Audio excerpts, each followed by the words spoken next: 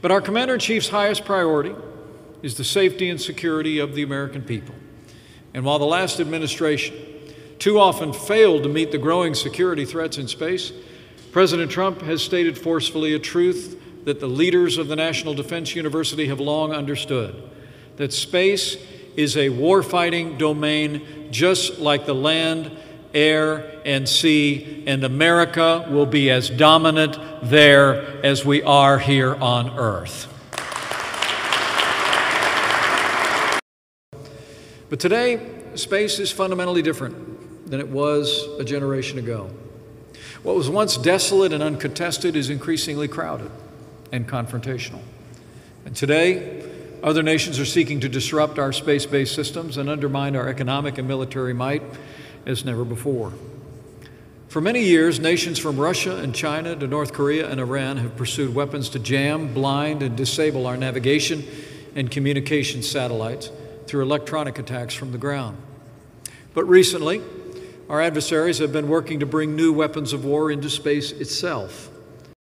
From anti-satellite weapons and airborne lasers to highly threatening on-orbit activities and evasive hypersonic missiles, both China and Russia have been aggressively developing and deploying technologies that have transformed space into a warfighting domain. Since taking office, our administration has taken decisive action to strengthen American power and secure our vital national interests in space. President Trump signed the largest investment in our national defense since the days of Ronald Reagan. Through the new Launch Service Agreement awards, we're also strengthening our partnerships with private industry to grow our domestic launch systems and accelerate the delivery of new space and counter-space capabilities.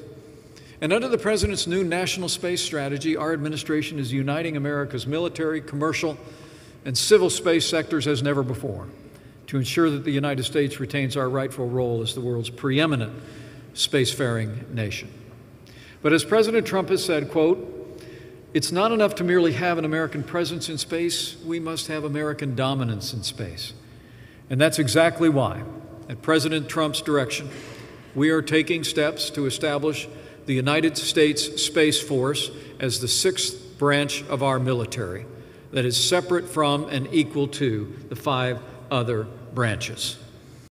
Our administration will work with leaders in Congress to create the United States Space Force as the sixth branch of our armed forces in the next National Defense Authorization Act. Under our constitutional system, only Congress can formally establish a new department of the military. Our administration, I'm pleased to report, is already working closely with leaders in the Congress in both parties on both sides of the Capitol building to chart a legislative and budgetary pathway to create a new department that will organize, train, and equip space forces, including both combat and service support functions for offensive and defensive operations. Very soon, with the support of the Congress, the Department of the United States Space Force will be a reality.